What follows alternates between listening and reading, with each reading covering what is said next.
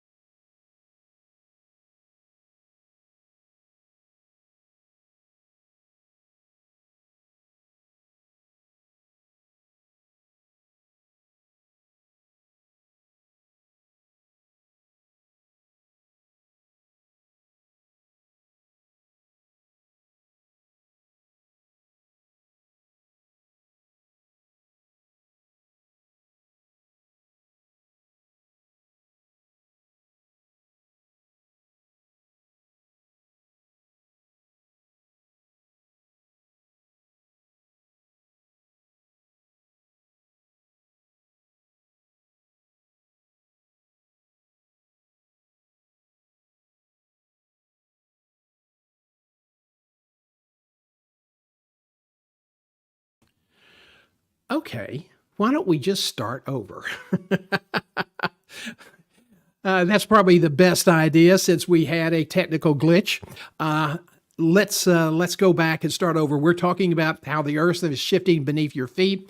A couple of important themes about not you think you know everything, but it's not what you don't know that's going to get you in trouble. It's what you know for sure that just ain't so. And what got you here won't get you there, and that's certainly true in today's job market. As I said, you probably saw the slides, but everything is changing. It's remarkable how everything is changing, from how we buy products and services, how we get news. I mean, I walked out the other morning going to the gym, and UPS had delivered these two 12-foot long boxes with the outdoor umbrellas that my wife had ordered that I wasn't aware of. And so in the past, you'd have gone to a garden shop or a outdoor furniture store and paid a premium in retail, and we got these really quality umbrellas delivered to us at our doorstep for less money. So how we purchase goods and services is changing. How we get access to professional development. I used to go to the American College of Healthcare Executives meeting, and it was a $1,400 or $1,500 registration. It was an $800 or $900 round trip fare. You had transportation from the airport. You had tips. You had meals, you had a hotel at probably $275 to $350 a night. You were there for 3 or 4 days. And so you're going to spend between $2,500 and $3,500. Late last year, I sat in on an incredible live stream sponsored by Matthew McConaughey, who was selling a course that he had based on his incredible book called Green Lights.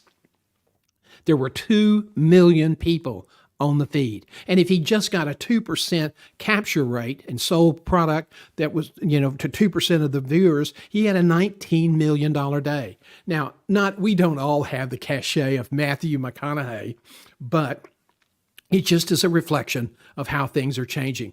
In 8 years, the Gen Alpha group will be 20 years old. In 15 years, they're going to be part of the recruiting mix. So we don't even understand fully yet what their generational characteristics are going to be. The millennials were different from the X's. The Gen Zs were different from the millennials.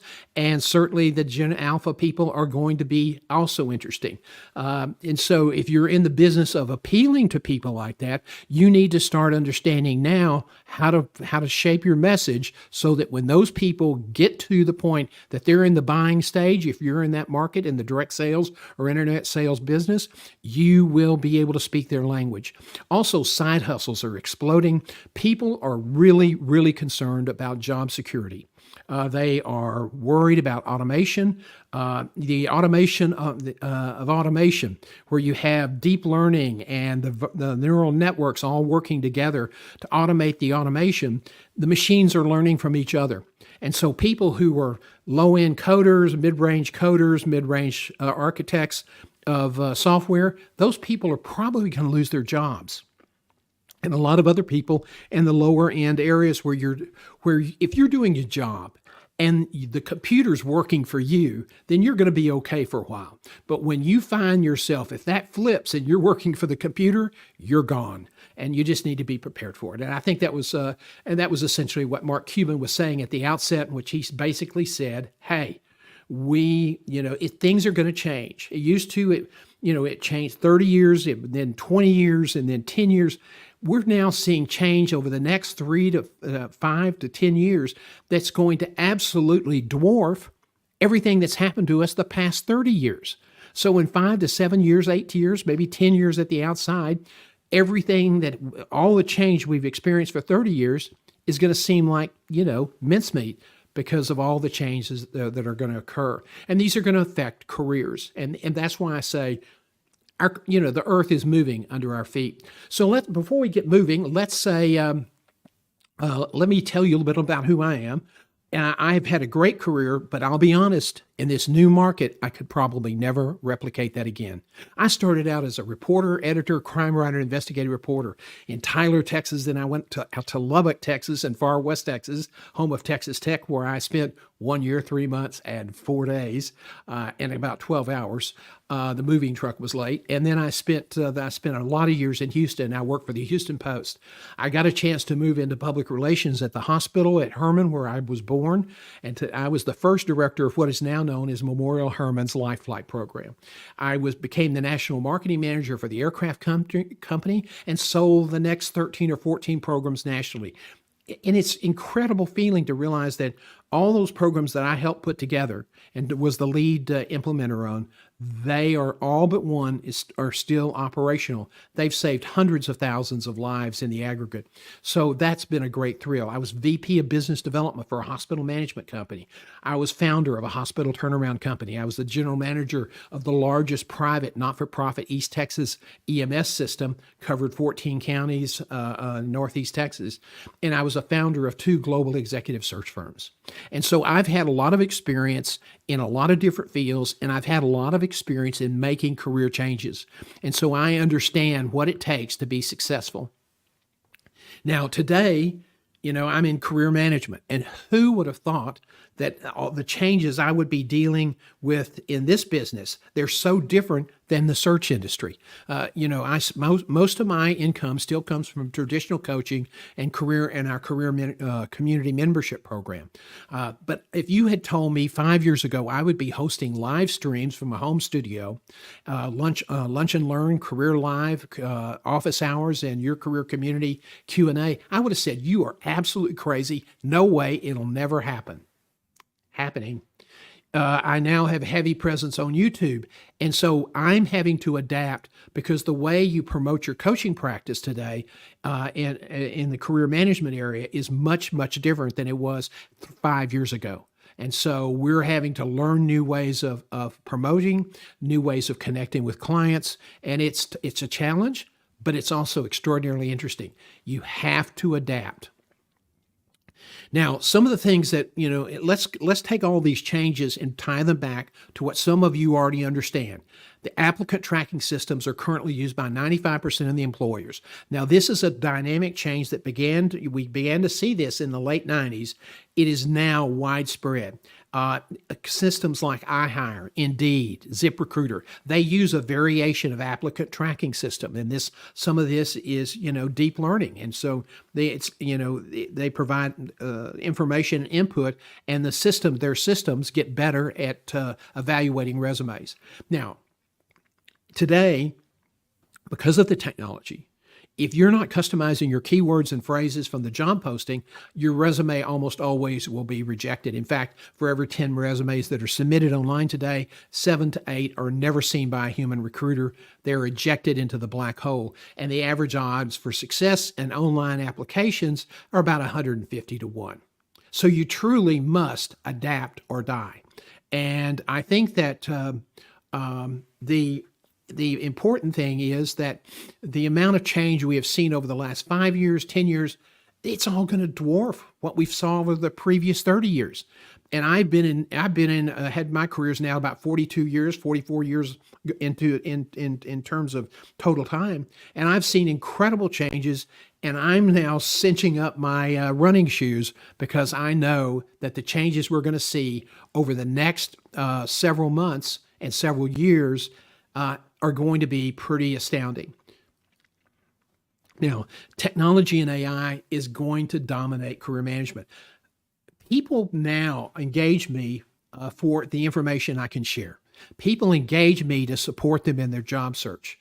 Well, they will still have an interest in getting the support, but with automation and how that is evolving, people will be able to get what I now sell. They'll be able to get it free with simulated people created by AI. And so we're trying now to say, okay, what do people need? What do they want? They want support. They want encouragement. They want to be able to bounce ideas off a human being, not a bot. And so we've created your career community to provide that level of support. We'll still provide you traditional coaching if that's what you want, but we're here to provide online coaching, online support, and online encouragement. Now, one of the things I will tell you is that the bots are going to be the most frustrating thing you have to deal with when you're looking for a job, unless you have a career network that's aligned with your career plan.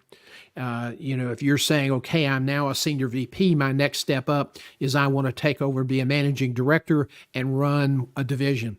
Okay, who are you connecting with to help you get to that point? And you need to connect in advance and build a relationship with those people so they will be there for you. And you don't have to depend on applying online. Besides, some of the best jobs available are not even listed. They're not even listed online. They are filled by referral. And that's where that network comes in. And that's when search firms come in, quite frankly.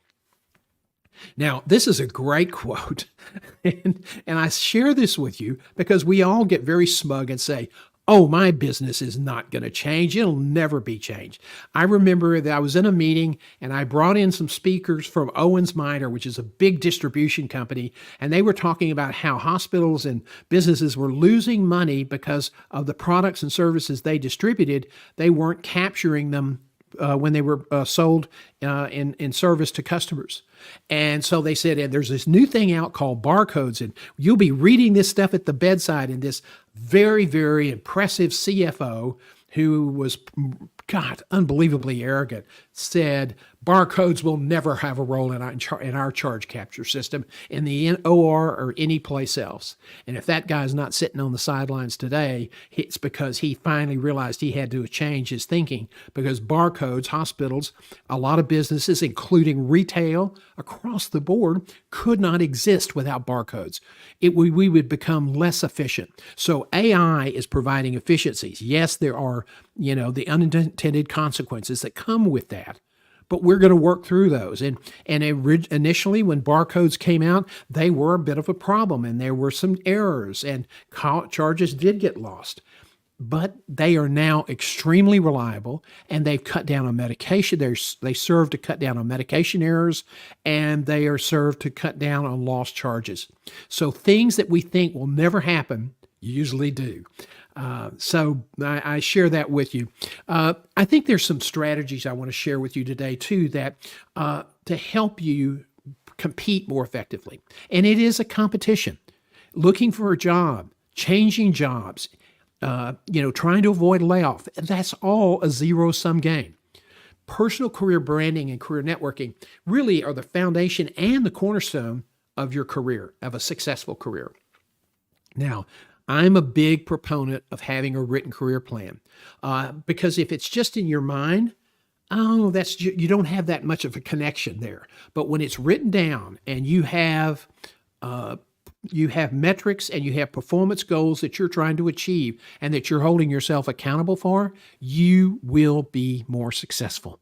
So that's why it's so important to write your plan down. But John, it's going to change. Oh, really? Everybody's plans change. GE's plans certainly changed over the years. Most big businesses I know are constantly updating and changing their career strategy because things they thought would happen aren't happening. Things that they thought would be more profitable aren't as profitable. So they're always changing and adapting so that they can maximize the return to their shareholders or to their owners. And so you have to do the same thing in your own life. You have to have a written career plan. You have to adapt. You have to keep updating it, but you have to hold yourself accountable for accomplishing your goals that you set out. Otherwise, you'll just sit there and talk about changing, and you'll never change. I know. I found myself doing that several times in my life. Another reason you need to have a career plan is because you have a limited capacity to build relationships. Robin Dunbar, the British anthropologist and sociologist, concluded that the average human being can only manage about 150 relationships. So if you have 16,000, I have a lot because I'm selling books and selling courses and selling services. But if you're trying to advance your career, your strategy is much different than mine.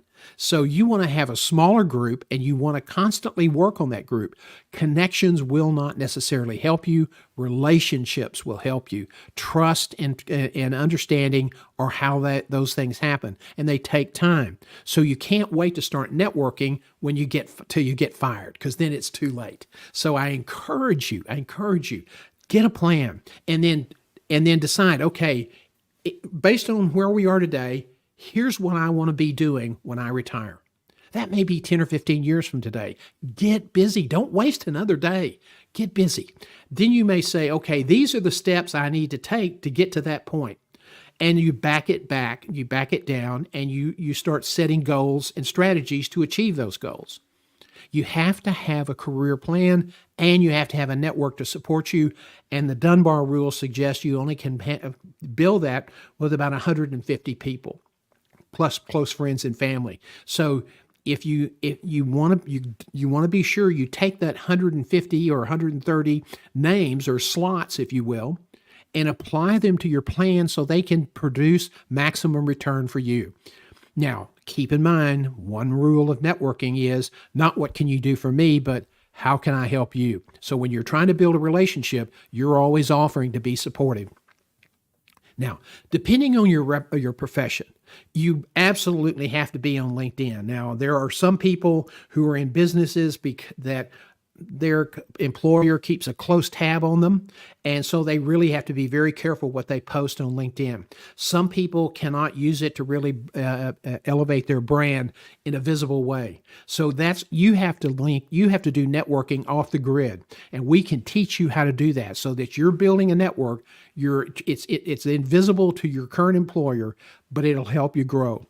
Some businesses, like membership programs and small boutique consultancies, and when you're selling recipes or you're selling cookbooks or things like that, Instagram is a great platform for that type of business.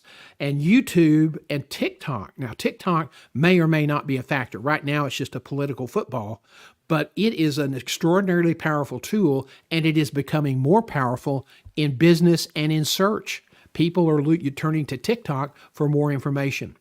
YouTube is still the second largest search engine in the world. And so if you're trying to build a business, YouTube is a place where you absolutely have to be, along with LinkedIn.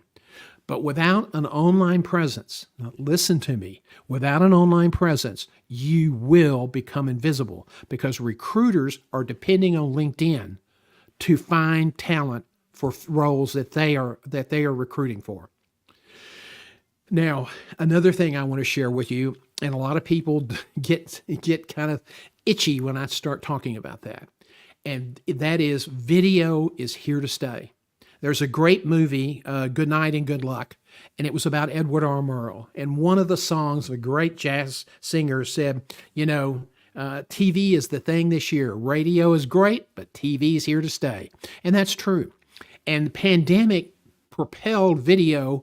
It was being used in video conferencing, and some recruiters were using it to do some initial screening. But the pandemic propelled video into our everyday management, leadership, education, communications lives. And so it's not going to change. I know if I had to have 2 or 3 meetings in Chicago, I'd much rather stay here in my studio and connect with people virtually. Now, in a job interview, if it's a real critical job, you absolutely want to be on site, because you really can't really grasp the culture through video, that lens of video. But for a lot of what you do in promoting your career in the early elements of a search, video is critical. One of the things that I put up here is my crowded, rather sloppy studio that I had several months ago. And on that, you see above my screen, you see the teleprompter. 5 years ago, a teleprompter would be $1,500, $2,000. That cost the cost of an iPad and a $14 subscription. Technology is changing. Technology is making have the ability to promote ourselves more effectively. Now, you see those 2 white cards hanging on either side of the screen. The person looking at me through their camera can't see those cards. But what they do, those cards do, they serve as my cue cards or my reminder notes of things that I want to stress in a meeting. And so that I'm not kind of looking away at my notes on the tabletop. Because when you're looking away, you're looking down. And you look like you're not important, you're not interested. Something more is more interesting on the desk. So try that trick, especially in a job interview, and that will help you keep eye contact with that little camera right there, because that's the eyes of the recruiter, that's the eyes of the employer, that's the eyes of your customer. I struggle with this too. Yesterday in that big networking presentation I did, I had the right side of my screen was just loaded with people on the call. And it was so big, it was set on the right side of my screen and I couldn't change it because I didn't set it up. And so I kept looking, and I was always taught to look at the people in the eye that you're talking to. And so I was kind of looking at the side camera and it looked like I was looking away, and I kept having to force myself to go back to that green light. Now, so video is here. It's something that you'll need to learn how to do to promote yourself. And you can use it on a side hustle. You can use it with off the network link. You can use it even to do off the grid networking. And we can teach you how to do that. The other thing about LinkedIn is that it's a huge billboard. It now has over 1 billion members. Are there problems with the LinkedIn? Absolutely. I have been a big critic of LinkedIn. I've been a big cheerleader of LinkedIn. I wasn't there on May 3rd in 2003 when they flipped the switch, but I was on the front porch. I've been on that platform now 19 years. That's why I have so many contacts and connections. Now, I'm constantly updating and getting rid of people off my network that are not active anymore. Some have passed on, regrettably, and some are, they only connected with me because I was a recruiter. So you want to be sure that you're constantly, especially with a smaller group of connection, you're constantly weeding and feeding your garden. What does that mean? You're building relationships. As people, if they are not interested, if they don't follow the rules of networking, you just kind of push them to the side and replace them with someone who you can add value to, and they can add value in your life as well. So I hope these issues on video will help. On the boot camp that we're going to be doing on April the 27th from 9 to noon, there's going to be one of the presentations about how to do video emails, and we'll also be talking about how to produce short videos for YouTube.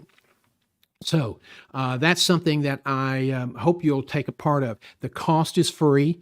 And it will, for our career members and registrants, that will be available online for several days afterwards. So if you're not able to be available, if not available to be around on Saturday morning, you can go back and watch it on YouTube. If you're not a registrant, sorry about that, but or you're not a member, then you need to join our membership program. But we'll try to make this information available. We're trying to be accessible to help you grow your career. Technology. We keep going back to that. Good count. It's reshaping job interviewing for sure. Now, when I first started in my career, we used what was really called traditional experience career progress inquiries. In other words, well, what did you do? And what did you do next? And who did you work for? And what did you accomplish? And that was pretty much, they may have said, why do you want to work for us? Or what's important in your life? They may have asked some of those questions. But now, many of the interviews are almost totally behavior and values interviewing. If you're not familiar with behavior and values interviewing, I would encourage you to look up the book, Top Grading by Bradford Smart. His son also, Jeff Smart, also wrote a book. They're very good books. They will teach you a lot about behavior and values interviewing, and they have a lot of the core questions. We use Brad Smart's Top Grading format and an interviewing system in our search practice and adapted it to healthcare. And in 27 years, I never had a CEO mishire. We probably had less than a dozen searches where we had to go back and fix things. So it's an incredibly good system, and it'll help you get comfortable with the behavior and values interviewing. Now, in our new normal, this new normal is not static. It is frothing and boiling. Showing up to answer prospective employers' questions is just not an effective strategy. You cannot just tell people about yourself. You got to sell yourself to them. You got to sell your value. So you have to go in with a game plan. You have to have done your homework. You have to know as much as you can about the organization. Every time you're interviewed in a screening interview process, have 2 or 3 or 4 questions that you want to have answered so that you can be prepared for the final interview. Okay? Really, really important. I can't tell you how many times I'd ask candidates, well, do you have any questions? Nope. I think you covered it all. Impossible. One of the things I will tell you, if you say, well, that's not really that important, if you start looking at the statistics for the number of people who take new jobs and then fail within 18 to 20 months, it's between 50 to 70% according to the corporate governing board. And they've been studying those numbers since the mid-90s, and they haven't changed that much. It's almost like employee engagement. It stays around 33 to 35%. So, when you're in the interview, if you have the information, if you understand their needs, if you understand why the position is open, if you understand what happened to your predecessor in the job, you are able to help connect the dots and show those people why you can help them solve their problem. George Clooney tells the story that when he was trying to break into show business, his parents, everybody knew his mother and father and his aunt. He was well known. He was, his well-known name in Hollywood, but he couldn't get a job. And Clooney finally said, I finally realized I was asking for a job. I was asking them to hire me, asking them, just give me a break, just do this for me. And he said, I had to flip that equation around. I finally started showing up and letting them know I could solve their problem. And he said, it's a remarkable thing. I started getting all these incredible roles. It made my career. Okay, so today you have to have that information about what's going on in the organization so you can connect the dots and your experience and accomplishments to their needs. And again, have stories available. We are going to share with the boot camp attendees an example of the core and categorical form that's been filled out for a job, just so that they can have it to see the kinds of things we talk about. And it's really about identifying your strengths in each category. Every job has 4 to 6 categories: human resources, financial management, operational managers, marketing, governance. They all have those things. Governance may be reporting to your boss instead of a board, but it's still in the governance category. And so you want to have strengths and weaknesses in each category. You want to have stories that illustrate your successes in each category. And you want to have questions that you would want to ask if you were doing the interview. And that's a great way to be able to have stories available so that you can give your facts and figures, but you wrap them in a story. People won't remember the facts and figures, but they will remember your story. And so those are hard to come up with on the fly. So you need to prepare in advance. Now, as I said earlier, video is here to stay. I am telling you, it is an amazing thing. And we hope that, that if you have questions today, we hope that you'll drop them in the chat bar, dialogue box. When we started doing interviews, oh man, were there some incredible train wrecks. And, so when you come up on video, that's your first impression. And what do they say about first impressions? You don't want this top left-hand corner to be your first impression, seeing the top of your top of your head. Nor do you want to have a backlight so that we can't see the details of your face. First impressions count.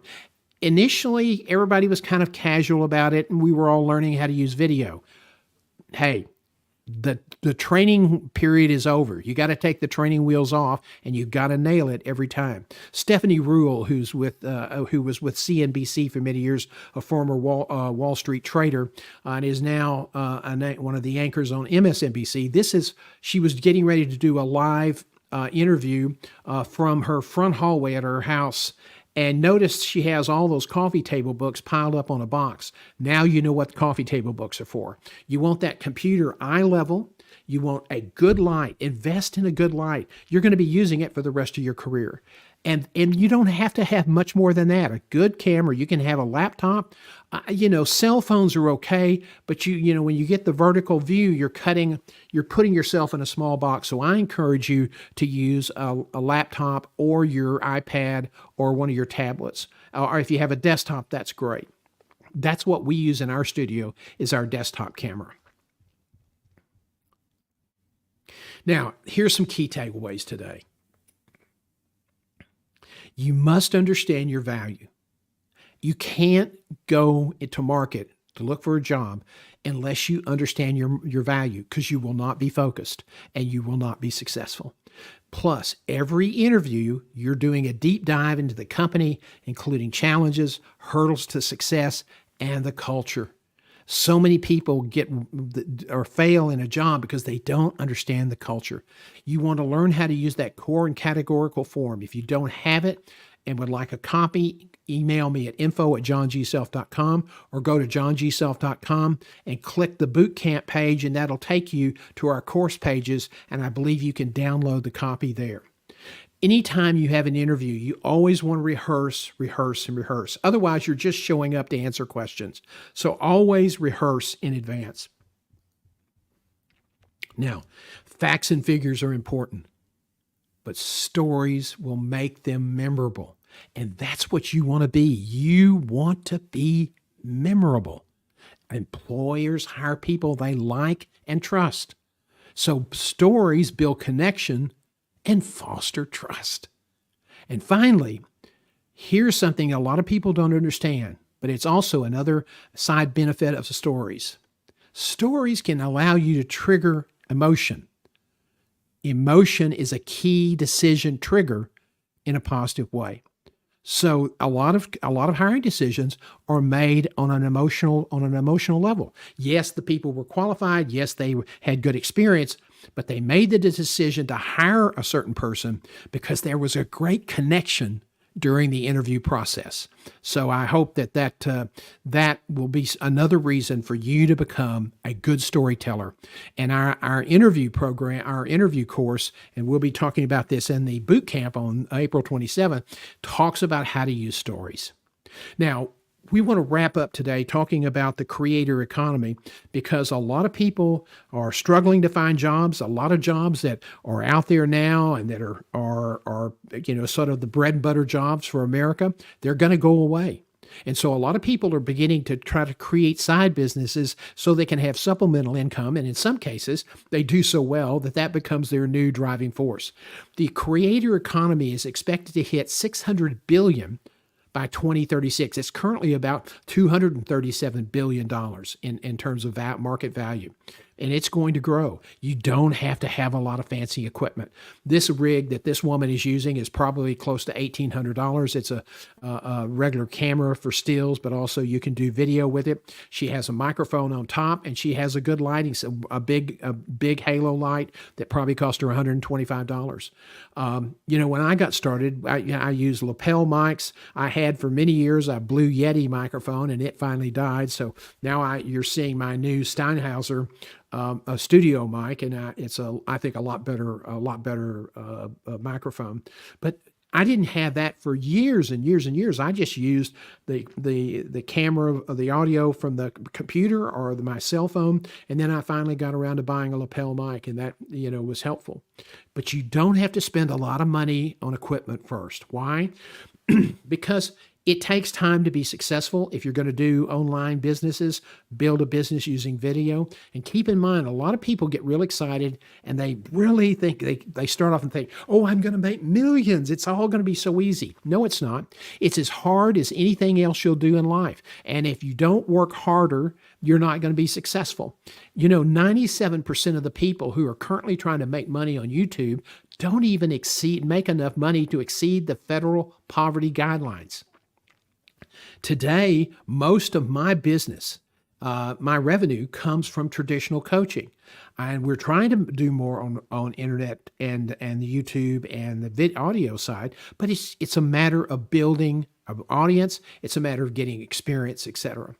Just like the 1990s internet boom, which everybody had all these wild projections, some of today's failures Today some of the excitement when you hear about all these great 2 million people showing up for Matthew McConaughey's live stream. Some of that has a whiff of multi-level marketing hype. Well, and that's to be expected. You're smart. You can kind of sort through this. But the 1990s hype of the internet boom, some of today's failures and losses will bounce back to be tomorrow's gold mines. And so if you have an idea and you believe in an idea, work it out to try to figure out what will work. If it doesn't work, move on to something, try to change the idea to try to, to get acceptance, to make connection. But keep in mind that some of the big flops today are going to be tomorrow's gold mines. And so if you're looking at a side hustle, that's part of the process. Now, want to talk to you about something I thought I'd never be doing. If you're new to this broadcast, we have several live streams. Now, the second and third Tuesday of every week, every month, we have Lunch and Learn at 11:30 Central Time, and every Wednesday at 4, that's Tuesday, every Wednesday at 4, we have office hours. We have Career Live at 7:30 in the morning on Thursday. Tomorrow morning, we'll be here, and we've got a summary of some developments that have occurred.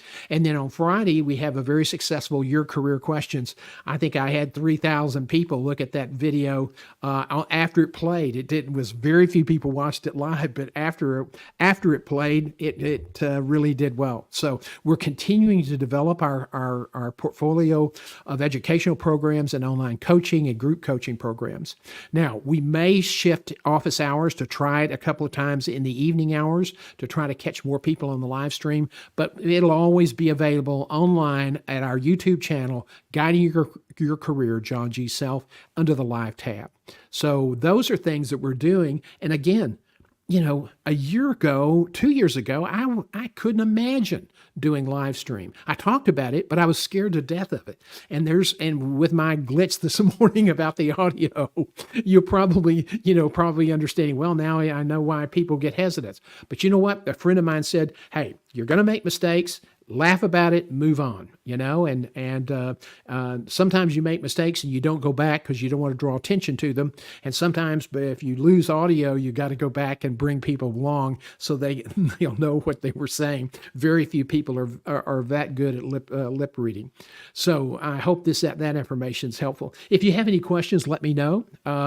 And happy to answer those. We've got a bunch of questions already coming in for Friday's question time. So if you're around, check that out. If you're not available to watch it at 11:30 Central Time or 11 a.m. Central Time on Friday, it will be on the YouTube channel and replays on Facebook, johnGself.com Facebook page, and LinkedIn. So we hope that you'll pick that up. So I'm not seeing any questions coming in. So I hope that you have a great rest of the afternoon. Thank you for joining us today. And if you have suggestions for topics you'd like for us to cover, please let us know. And we're happy to develop programs and information to help you advance your career. I'm John Self, and thanks for watching.